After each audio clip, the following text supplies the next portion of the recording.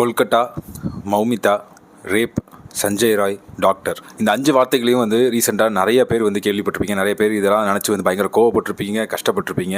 இதை பற்றி நிறைய பேர் ரொம்ப டீட்டெயில்டாக வீடியோ போட்டாங்க. ஸோ இந்த வீடியோவில் நான் திரும்பவும் அதே பண்ண போகிறது கிடையாது. இந்த விஷயத்தை பற்றி ரொம்ப சுருக்கமாக முடிஞ்ச அளவுக்கு பேசிட்டு எனக்கு இதில் நிறைய கேள்விகள் இருக்குது.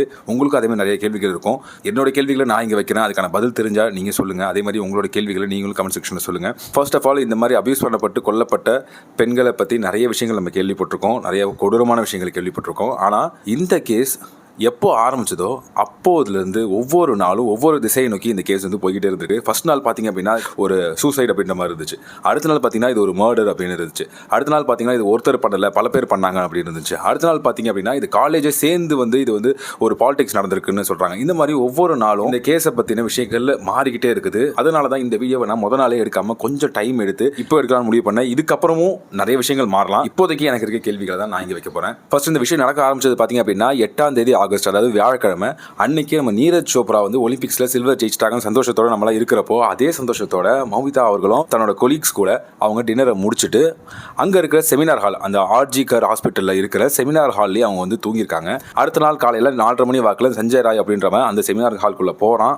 அண்ட் காலையில் 7:30 மணிக்கு அதே செமினார் ஹாலில் இறந்து போன நிலைமையில் நம்ம மௌமிதா வந்து கண்டுபிடிக்கிறாங்க. ஆனால் அப்படி கண்டுபிடிச்ச உடனே அவங்க சொந்த அப்பா அம்மாவே அவங்க வந்து பார்க்க விடல. கிட்டத்தட்ட 3 மணி நேரம் கழிச்சு தான் அவங்க அப்பா அம்மாவே வந்து அந்த பொண்ணை பார்த்துருக்காங்க. பார்க்கறதுக்கு முன்னாடி அந்த அட்மினிஸ்ட்ரேஷன் அண்ட் போலீஸ்லாம் என்ன சொல்லியிருக்காங்க அப்படின்னா அந்த பொண்ணு சூசைட் பண்ணிக்கிட்டா அப்படின்னு தான் சொல்லியிருக்காங்க. ஆனால் அவங்க அம்மா அப்பாவும் ரொம்ப டிட்டர்மைண்டாக இருக்காங்க. இல்லை, என் பொண்ணு அப்படிப்பட்ட பொண்ணு கிடையாது, இது ஏதோ தப்பாக இருக்குன்னு சொல்லி அவங்க போய் பார்த்ததுக்கு அப்புறம் தான் தெரியுது அந்த பொண்ணோட வாய், மூஞ்சு, கண்ணு, கை, கால், இடுப்பு இந்த மாதிரி எல்லா இடத்துலையும் இன்ஜுரிஸ் இருந்திருக்கு. மோசமான இன்ஜுரிஸ் இருந்திருக்கு. அது மட்டும் இல்லாமல் அவங்களோட கால் 90 டிகிரிஸ் வந்து உடைக்கப்பட்டிருக்கு, அதாவது திருப்பப்பட்டிருக்குது.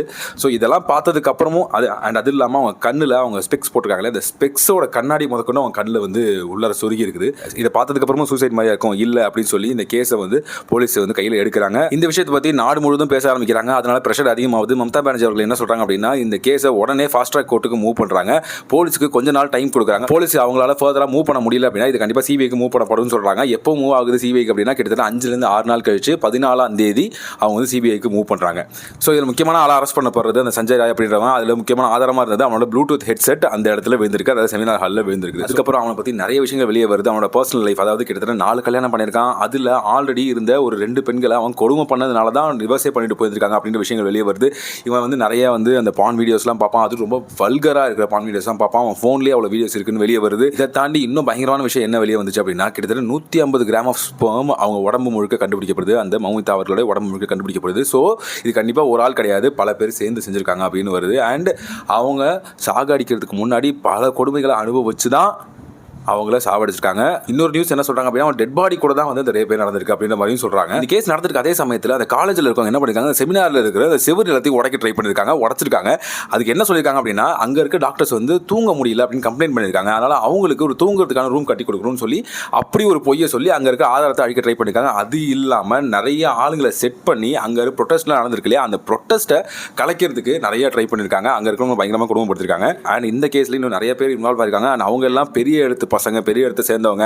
அண்ட் அவங்க எல்லாம் நாட்டை விட்டு வெளியே போயிட்டாங்க அப்படின்ற மாதிரியும் நியூஸஸ் வருது. ஒவ்வொரு நாளும் ஒவ்வொரு நியூஸா ஒவ்வொரு விஷயமா வந்து வெளியே வந்துகிட்டே இருக்குது. இவங்களை பத்தி மட்டும் இல்ல, அந்த காலேஜை பத்தி இன்னும் 10 வருஷத்துக்கு முன்னாடி என்ன நடந்துச்சு, 8 வருஷத்துக்கு முன்னாடி 7 வருஷத்துக்கு முன்னாடி என்ன இந்த காலேஜ் நடந்திருக்குது, என்னென்ன விஷயங்கள்லாம் பண்ணியிருக்காங்க அப்படின்றத முதற்கொண்டு வெளியே வந்துகிட்டே இருக்கு. ஸோ எனக்கு இப்போதைக்கு சில கேள்விகள்லாம் இருக்குது. அதை நான் இங்கே சொல்கிறேன். உங்களுக்கு பதில் இருந்தால் அதை நீங்கள் கமெண்ட் செக்ஷனில் போடுங்க. என்னோட ஃபர்ஸ்ட் கேள்வியே உங்களுக்கு பயங்கரமான ஒரு கஷ்டத்தை கொடுக்குற மாதிரி கேள்வியாக இருக்கலாம். ஆனால் எனக்கு தோன்றதை நான் கேட்குறேன். இந்த சஞ்சய் ராய் அப்படின்றவன் இல்லை இந்த மாதிரி ஆட்கள்லாம் நிறைய பேர் சேர்ந்து பண்ணாங்கன்னு சொன்னாங்கல்ல, அவங்க யாருமே வந்து பிறக்கிறப்ப கெட்டவங்களாம் பிறக்கிறது கிடையாது. எல்லாருமே சாதாரண ஒரு ஆட்களாக, சாதாரண ஒரு குழந்தைய, ஒரு ஃபேமிலி தான் பிறக்கிறாங்க. அவங்க பிறந்து அவங்க வளர்ந்து அவங்க இவ்வளோ தப்பு பண்ணுறாங்க, இந்த ஒரு பான் வீடியோன்றதை பார்க்குறாங்க, அதில் இருக்கிற மாதிரியே வந்து வெளியே உள்ள உலகத்தில் இருக்குது அப்படி தான் இருக்கணும்னு சொல்லி நினைக்கிறாங்க. அது மாதிரி வெளியே உள்ளவங்களோட ட்ரை பண்ணுறாங்க. அதனால நிறைய பேருக்கு பாதிப்பு அடையுது. ஸோ இவனை கண்டுக்காமல் விட்ட அந்த பேரண்ட்ஸ் ஏன் கண்டுக்காமல் விட்டாங்க? ஸோ இவனை வந்து அவங்க பேரண்ட்ஸ் தான் தட்டி கேட்டிருக்கணும். ஏன் அவங்க கேட்கல? ஸ்கூலுக்கு போயிருக்கலாம், மேபி அங்கே இருக்க டீச்சர்ஸ் தட்டி கேட்கணும். ஏன் தட்டி கேட்கல? இது தப்புன்னு அவனுக்கு யாருமே சொல்லலை. அவங்க கூட வந்து ஃப்ரெண்ட்ஸ் இருந்திருப்பாங்க, அவங்க கொலீக்ஸ் இருந்திருப்பாங்க, அவங்க யாருமே ஏன் இதை கேட்கவே இல்லை? அதை தாண்டி அவன் ஃப்ரெண்ட்ஸ் ஆஃப் போலீஸ் அப்படின்னு சொல்லிக்கிட்டு கொல்கட்டா போலீஸ் அப்படின்ற ஒரு லோகோ போட்ட ஒரு ட்ரெஸ்ஸோட தான் அந்த இடத்துல சுற்றிட்டு இருந்திருக்கான். இவனுக்கு மேலே ஆல்ரெடி நிறைய பேர் கம்ப்ளைண்ட்ஸ் வச்சுருக்காங்க. அண்ட் ஏன் இவங்க 4வது ஒரு கல்யாணம் பண்ணாங்க தெரியுமா, அந்த ஒரு பொண்ணு. ஸோ அவங்களுமே கிட்டத்தட்ட ஒரு 4-5 டைம் வந்து கம்ப்ளைண்ட் பண்ணியிருக்காங்க. ஏன் எந்த ஆக்ஷனுமே எடுக்கப்படலை? சரி, இவன் தான் இவ்வளோ கேடுகட்டவனா இருக்கானே, இவனை நம்பி எப்படி பொண்ணு கொடுக்குறாங்க? அதை தாண்டி கொஞ்சம் கூட ஒரு பேக்ரவுண்ட் வெரிஃபிகேஷன் பண்ணாமையா இல்லை பண்ணியும் பரவாயில்ல இவன் இருக்கட்டும் சொல்லி வச்சாங்களான்னு தெரியல. ஆனால் இவ்வளோ கேவலமான பேக்ரவுண்ட் இருக்க ஒரு ஆளை எப்படி ஃப்ரெண்ட்ஸ் ஆஃப் போலீஸ்னு சொல்லி நம்பி வச்சாங்க? அந்த பொறுப்பை எப்படி கொடுத்தாங்க? அது மட்டும் இல்லாமல் அந்த பில்டிங்க்கு ஏகப்பட்ட ஆக்சஸ் இருக்குது. அந்த ஆக்சஸ் எல்லாமே மோஸ்ட் ஆஃப் தி ஆக்சஸ் வந்து இவன்ட்ட இருக்குன்னு சொல்கிறாங்க. அப்படி ஆக்சஸ் இருக்கிறனால மட்டும்தான் அந்த செமினார் பில்டிங்குள்ளே இவனால் நுழைய முடிஞ்சது, அந்த ரூம்குள்ளே நுழைய முடிஞ்சதுன்னு சொல்கிறாங்க. அவ்வளோ கேவலமான பேக்ரவுண்ட் இருக்கவனுக்கு எப்படி ஆக்சஸ் கிடைச்சது? ஸோ இது இன்னைக்கு, அதாவது அவன் எடுத்த உடனே ஒரு கொடூரமான மிருகமாக இன்னைக்கு தான் ஃபஸ்ட்டு இந்த உலகத்துக்கு வந்திருக்கான். வந்த உடனே தப்பு பண்ணல. இது ஆரம்பத்துலேருந்து சின்ன வயசுலேருந்தே நடந்திருக்கு. அப்போது ஒரு பேரண்ட்டோட அந்த முக்கியத்துவம்ன்றது, ஒரு டீச்சர்ஸோட முக்கியத்துவம்ன்றது, கூட இருக்க ஃப்ரெண்ட்ஸ், அந்த சரௌண்டிங்ஸ், அந்த சொசைட்டியோட முக்கியத்துவம்ன்றது எவ்வளோ முக்கியன்றது எனக்கு ஒரு கேள்வியாக.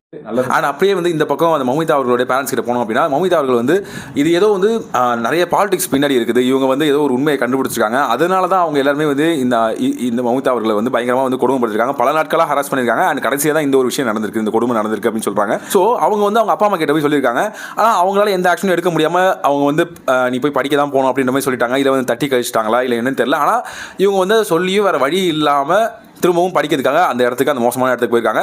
இதில் என்ன ஒரு விஷயம் அப்படின்னா, இந்த ஹாஸ்பிட்டல் ஆல்ரெடி படித்த ஒரு பொண்ணு என்ன சொல்கிறாங்கன்னா, தன்னோட அப்பாவை அவங்களுக்கு டியூட்டி இருக்கிறப்போ, அந்த பொண்ணுக்கு டியூட்டி இருக்கிறப்போ அவங்க தன்னோட அப்பாவை வந்து துணைக்கு கூட்டு போவாங்க. ஏன்னா இந்த ஹாஸ்பிட்டல் மோசமான ஹாஸ்பிட்டல். ஸோ அந்த மாதிரி ஒரு ஹாஸ்பிட்டலில் இவ்வளோ மோசமான விஷயங்கள் நடக்குதுன்னு தெரிஞ்சும் அவங்க அப்பா அம்மா ஏன் இந்த விதமான ஒரு கேள்வியும் கேட்கல, இல்லை கேட்டுமே அது எதுவும் எடுபடலையா, இல்லை என்ன நடந்துச்சுன்னு தெரியல. சரி, என்னோட 3வது கேள்வி, இப்போ நீங்கள் இந்த மாதிரி ஒரு நார்மல் பேரண்ட்டாக இருக்கீங்க, உங்களுக்கு ஒரு பொண்ணு இருக்காங்க, அவங்களுக்கு இந்த மாதிரி கஷ்டங்கள் நடக்குது அப்படின்னு தெரிஞ்ச உடனே நீங்கள் என்ன சொல்லுவீங்க? அவங்கள வந்து இல்லை இந்த சொசைட்டி ரொம்ப நல்ல சொசைட்டியாக மாறணும், நீ வந்து வெளியே போகணும், நீ வந்து நைட்டில் வெளியே போகணும், நீ போய் படிக்க போகணும், நீ வந்து ரொம்ப போல்டாக இருக்கணும்னு சொல்லி அவங்களுக்கு தைரியம் சொல்லி அனுப்புவீங்களா? இல்லைம்மா என்னோட பொண்ணு ரொம்ப சேஃபாக இருந்தால் போதும், எப்படியாவது அவளை ப்ரொடெக்ட் பண்ணால் போதும், நீ வந்து வெளியே எங்கேயும் போகாத, எங்கே போனாலும் நான் அவங்க கூட வரேன், நீ வந்து லிமிட்டடாக இருந்தால் போதும், இந்த இடத்துக்கு போக வேணாம், நீ அங்கே போய் வெளிநாட்டில் போய் படிக்க வேணாம், வெளியூரில் போய் படிக்க வேணாம் அப்படி சொல்லி அந்த பொண்ணை நீங்கள் ரெஸ்ட்ரிக்ட் பண்ணுவீங்களா? அப்படி ரெஸ்ட்ரிக்ட் பண்ணுறது கண்டிப்பாக தப்பு. ஆனால் ஒரு சாதாரண பேரண்டோட மைண்ட் செட்டாக எப்படி இருக்கும் அது? சப்போஸ் இதே மைண்ட் செட்டில் எல்லா பேரண்ட்ஸும் இங்கே மாறினாங்கன்னு வச்சுக்கோங்களேன், கடந்த சில வருடங்களாக மட்டும்தான் கிச்சனில் மட்டுமே முடங்கி கிடந்தவங்க வெளியே வந்திருக்காங்க, திரும்ப அவங்க பேக் டு கிச்சனுக்கு போய் தான் ஆகணும்.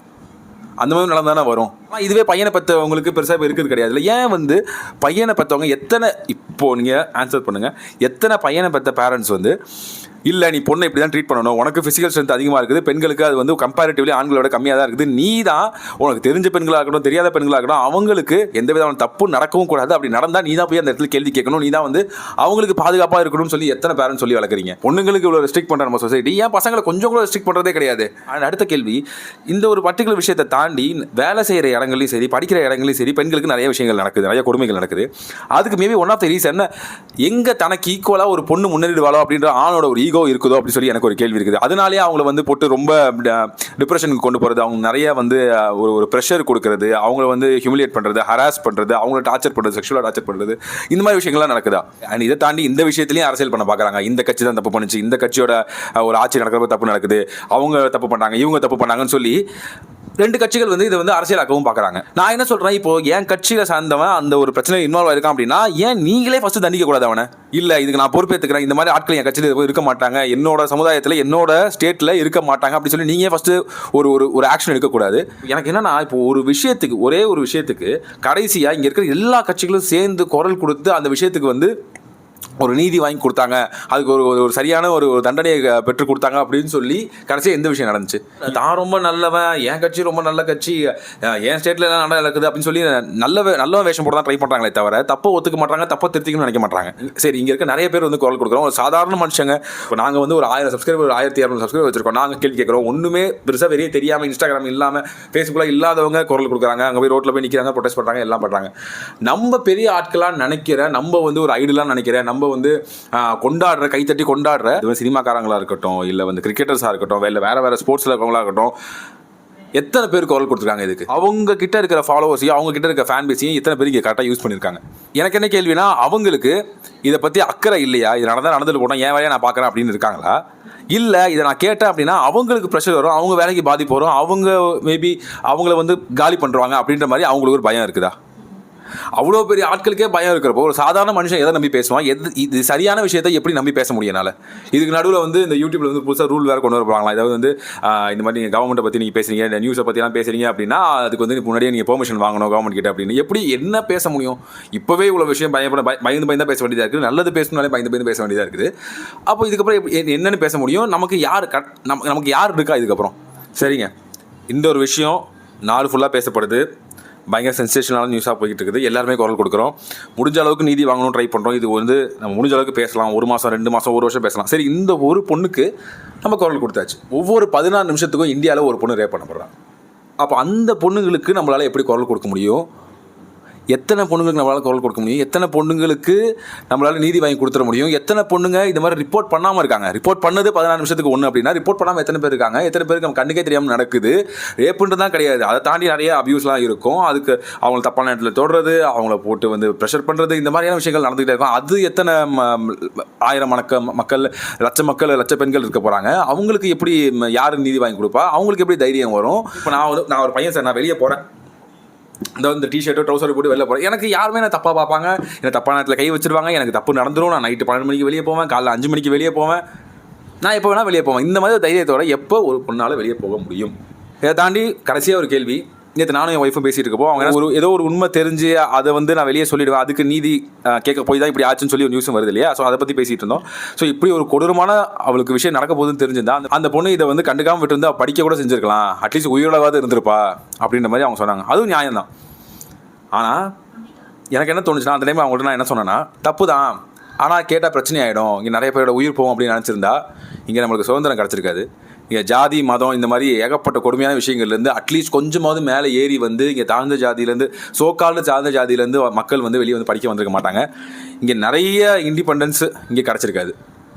ஸோ அவங்கள எல்லாம் எப்படி நம்ம வந்து ஒரு ஒரு ஒரு சுதந்திர போராட்ட வீரர்னு சொல்கிறோமோ, என்னை பொறுத்த வரைக்கும் இவங்களும் அந்த ஒரு லிஸ்ட்டில் வரவங்க தான். தைரியமாக இருந்திருக்காங்க.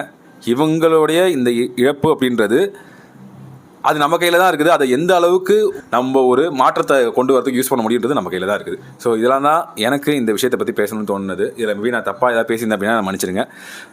எனக்கு தெரிஞ்ச விஷயங்களை பேசினேன். ஸோ இதை பற்றி உங்களுக்கு என்ன தோணுது, உங்களுக்கு என்ன கேள்விகள் இருக்குது அப்படின்றத நீங்கள் கமெண்ட் செக்ஷனில் போடுங்க. நன்றி, வணக்கம்.